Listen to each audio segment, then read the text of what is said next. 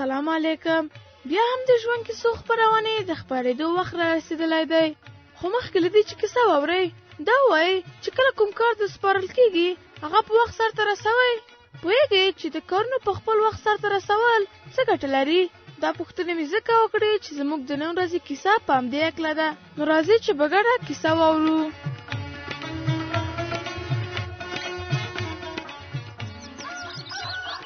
باران د کور دغه دیوال غورځولی و، خو ښه دی دا دی یو څه خو مې جوړ کړ. ډېر یې ستړی کړم، ګرمیم ده. یوه شېبه به د دغې ونې سیوري ته کښېنم، پاتې کار به بیا وروسته وکړم. اوهو هغه دی، طوطي خو هم راغی. سلام اکا، سلام. وعلیکم سلام طوطي، په خیر راغلې. خیر اوسه اکا، په څه کار مصروف یې؟ په څه؟ طوطي هغه دیوال باران راغورځولی و، دغه په جوړولو باندې مصروف ومه. ستړی سومه دلته د دې ونې لاندې کېناستم چې یوه د قدمه ونیسمه. ښه شو چې ته راغلې. خو ودې نه ویل چې ولې دې ځنډ وکړ؟ اکا ونه کې مرغانو سره ناست وم، مرغانو سره. ښه نو هلته څه خبره وه؟ هغوی ته مې وویل چې داسې ښکلې ځاله جوړوم چې په ټول ځنګله کې به څوک ونه لري. دا څه وایې طوطي؟ یوه میاشت مخکې خو دې ماته همدا خبره کړې وه. تر اوسه دې لا ځاله نه ده جوړه کړې؟ اکا تر ژمي پورې خو ډېر وخت پاتې دی، اخر به یې جوړه کړم. جوړه هی طوطي، ته هم د پیکو په څېر کارونه کوې، خو پام کوه هسې نه کومه ورځ په جنجال واوړې. څه پیکو؟ اکا پیکو څوک و؟ صبر شوی څه؟ طوطي که خوښه دې وي نن به یې کیسه درته ووایم. نو اکا په کور کیسه پیل کړه.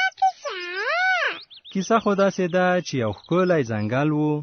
دغه ځنګله کې د پیکو، شیشو، چیمو او مشر سوی په نومونو سره څو سویان اوسېدل. یوه ورځ مشر سوی هغوی سره راټول کړل چې یوه مهمه خبره ورته کوي. پیکو، چیمو څه خبره به وي؟ نه پوهېږم شیشو چې مشر مو څه وایي. تاسې دغه صبر وکړئ، اوس په خپله پوه شو. غوږ شه، یو ښه زیری درته لرم. ووایه مشره څه زیری؟ هو زر ووایه چې موږ هم خوشحاله شو. تاسې ته مې له ډېر لرې ځایه د ګازرو تخم راوړی دی. خیر اوسې مشره، خیر اوسې. د ګازرو دا تخم مې په ډېر زحمت سره پیدا کړ. هلئ دا واخلئ او پټۍ کې وکرئ. هلئ راکړه مشره، ډېره مننه. هی پیکو، چیمو تاسې څنګه ولاړ یئ؟ هلئ وړاندې راشئ. دا دی راوړه مشره. دا واخلئ، د ګازرو ډېر ښه تخم دی. ژوندی اوسې مشره. ځئ نو دا مو پټۍ کې وکرئ، زه لاړم په خپل کار پسې مې. ای ملګرو زه خو همدا اوس ځم. چېرته دې شیشو؟ پیکو ملګریه ځم چې د ګازرو تخم د کور مخکې پټي کې وکرم. ته دې شیشو ته ګوره. ای پیکو ولې خاندې؟ زه ورسره ځم. مشر سوی په څومره زحمت دا تخم راته پیدا کړه چې پټي کې ونه کرو، ګازر به له کومه شي؟ زه نه وایم بچي مه یې کرئ، خو ستاسو ډېره بیړه ده، په کراره به بیا وکرو. نه پیکو همدا یې ښه وخت دی. ځه او چې مو ملګری مې ځو. مشر سوی د خیر یوسې چې د ګازر تخم یې راته راوړ. شیشو راځه نو چې ځو. سمه ده درځه نو چیمو. مه ځئ، صبر وکړئ، یوه خبره درته کوم.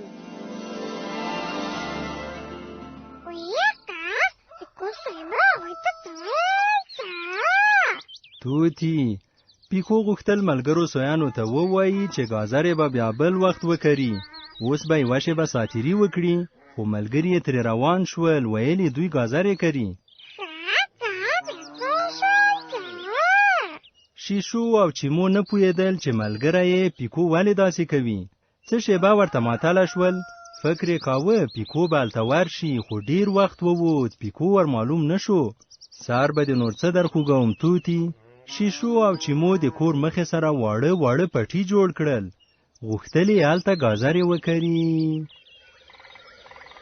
صبر دغه ځای وړم. دغسې وا شیشو، دا ځمکه څومره ښه نرمه ده، په دغه واړو بېلچو ډېره ښه اړول کېږي. دغه بېلچه باندې به دغه ځای ښه وړم. هو چیمو که ښه زحمت وباسو نو د ګازرو ښه حاصل به ټول کړو، بیا به له مشکل سره نه مخ کېږو. هو همداسې شیشو، دا 3 کوچني پټي دي، زما، ستا او پیکو. د هر یوه پټی معلوم دی. هو زه او ته به خپله پټیو کې ګازارې وکړو د پیکو یې خپل زړه چار وخت کري ولې کري ملګرو تاسو بیا وخت سره رسېدلی یئ پیکو بیا څنګه خوند دی هله ځنډ مه کوه زموږ په څېر دې له کوره بېلچه راواخله او ګازارو ته پټی وړوه هو پیکو شیشو سم وایي تاسو خو ډېر ورخطا یئ زه تر تاسې ټولو قوي او چاغ یم تاسې چې کوم کار په یوه ورځ کې کوئ زه هغه په نیم ساعت کې کولی شم ګوره پیکو هسې غورې مه کوه که رښتیا دومره تکړه یې نو لاس په کار شه وبه ګورو چې ته له موږ نه څومره تکړه یې نه د ښه پټي جوړول ډېر وخت نیسي زه داسې پټی جوړوم چې په ټول ځنګل کې به یې څوک ونه لري پوه شوئ که نه ګوره پیکو ته ملګری زده مو درته بردېږي دا کار یوازې په خبرو نه کېږي راځه د یو بل په مرسته به ګازرې وکړو هله تاسو مو کار کوئ زه باید یو ځای ته لاړ شم او وروسته بیا راځم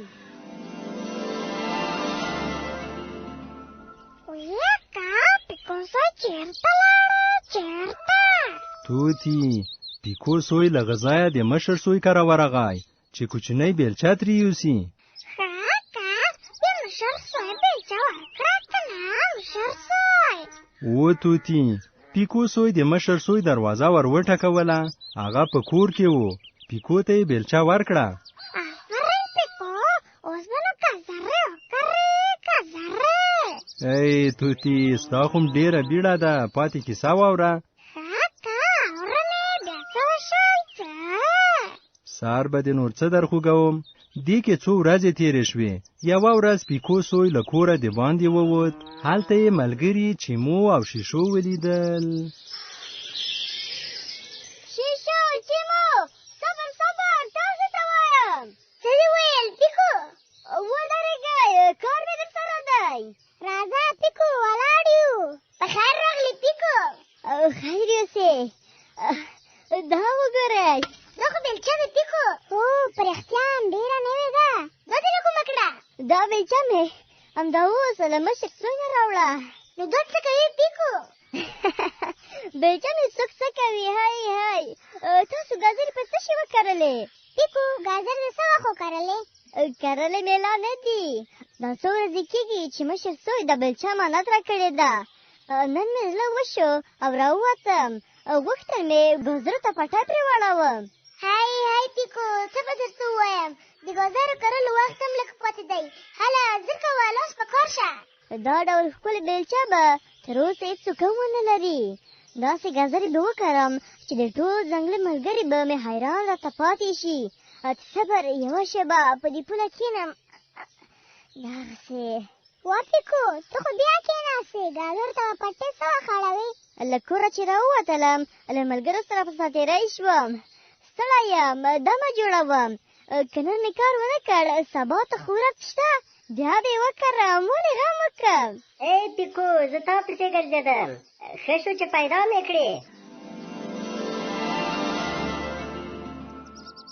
ویکه دا بیچه بیچه توتي دا غږ د مشر سوی و ویکه هغه به څه ویل څه مشر سوی په بیلچه پسې ورغلی و پیکو ورته وویل چې ده لا ګازرې نه دي کرلي خو مشر سوی په قار ورته وویل دا څو ورځې کېږي چې بیلچه یې ورکړې ده اوس یې ضرور په کار ده هماغه و چې بیلچه یې ترې وړله اوس بېچاره پیکو سوی ښه که بیا څه شوی څه سهار به دې څه در خوږوم توتي د پیکو د ملګرو شیشو او چیمو زړه ورته بد شو بیلچه یې ورته راوړه خو پیکو سوی به کار نه کاوه ټوله ورځ به یې ملګرو ته غورې کولې چې د ګازرو لپاره به داسې پټی جوړوي چې په ځنګله کې به یې څوک هم ونه لري آخر د ګازرو کرلو وخت تېر شو ښه که بیا څه شول بیا سهار به د نور څه در خوږوم څو میاشتې نور هم تېرې شوې او د ګازرو راټولولو وخت را ورسېد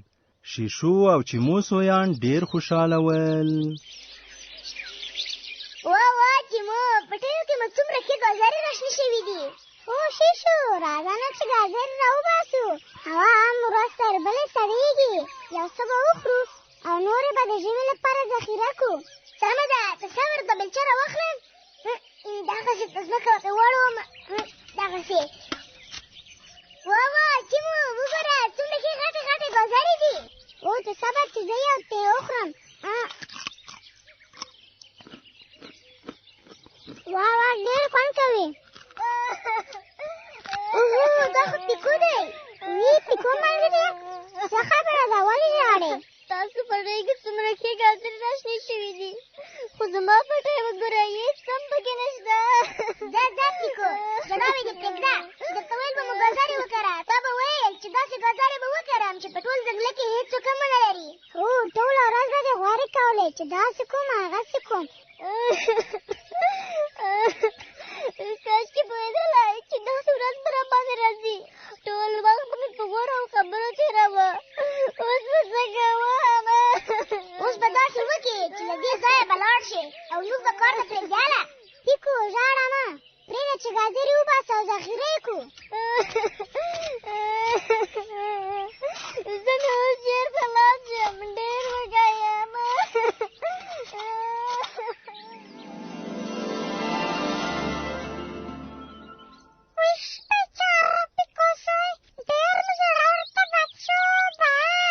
توتي ټولې له خپله لاسه که پیکوسو ټول وخت په غورو او خیال پلونو نه تېرولی او په خپل وخت یې ګازرې کرلې وای ولې به له داسې مشکل سره مخ کېده؟ توتي هغه ورځ خو تېره شوه. په سبا ورځ پیکو ژړل ویل یې ډېر وږی دی. د ملګرو یې زړه ورته بد شو هغه ته یې دومره ګازرې ورکړې چې ژمی پرې تېر کړي. پیکوسو یې وعده وکړه چې وروسته تر دې چې هر کار ورسپارل کېږي هغه به په خپل وخت سرته رسوي چې بیا له داسې ستونزې سره مخ نه شي. اکا زه اوس پوه شوم. په څه شي پوه شوې توتي؟ ما ښه نه کول اکا چې مرغانو ته مې ویل ساله به جوړه کړم خو کار به نه کوو کار. ښه نو توتي اوس څه کوې؟ اکا مخکې له دې چې هوا سړه شي ځم او زر به ځاله جوړوم. ځاله. آفرین زما هوښیاره توتي ډېر ښه کوې. زه نو ته دې ځاله جوړه کړه او زه به دا پاتې دیوال جوړ کړم. سمه ده اکا د خدای په امان. زه نو په مخه دې ښه شه زما شین وزريه توتي.